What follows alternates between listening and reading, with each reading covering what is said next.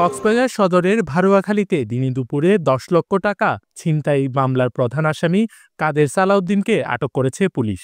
সোমবার রাতে এসআই সুস্ময় দাশগুপ্তের নেতৃত্বে চট্টগ্রামের বোয়ালখালীর শাকপুরা এলাকায় অভিযান পরিচালনা করে তাকে গ্রেফতার করা হয়।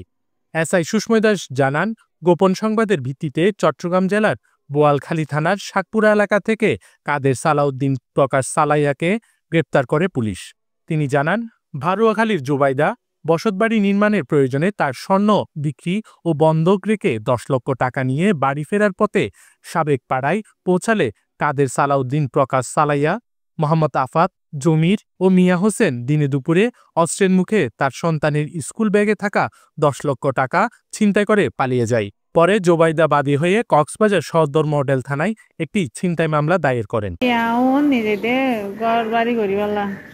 তই স্বর্ণ বাছি ফেলাই বন্ধক দি ফেলাই বাইসার আগতে আমি ফরে তই মানে চুরি দইছে এবং বন্দুক দইছে চিল্লা চুরি যখন গইছে মানে আমি দেখি টিয়া তো লফেলাইয়ে টিয়া যখন লফেলাইয়ে আমি আদগত করে হারি করে দূর তাগি তো তই এখন সদর থানায় দইছি তার এসে দইছে তো আমি হনি তাতি কি চাই ইয়াকে বিচার চাই।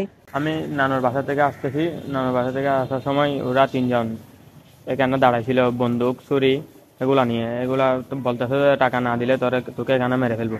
ছুরি পেটের মধ্যে ছুরি ধরছে আর কলার ধরে এদিকে নিয়ে যাচ্ছি, নিয়ে গিয়ে কান্দে গুলি ধরে টাকাগুলো নিয়ে ফেলছি। বলতে কাউকে চিৎকার করলে গুলি মেরে দিব। জমির উদ্দিন, মিরাজ, সালাউদ্দিন। এই আলোচিত ঘটনার প্রধান আসামিকে আটক করায় ছিনতাই হওয়া টাকা ফেরত পাবার আশা ভুক্তভোগীদের। Desk news, CCN।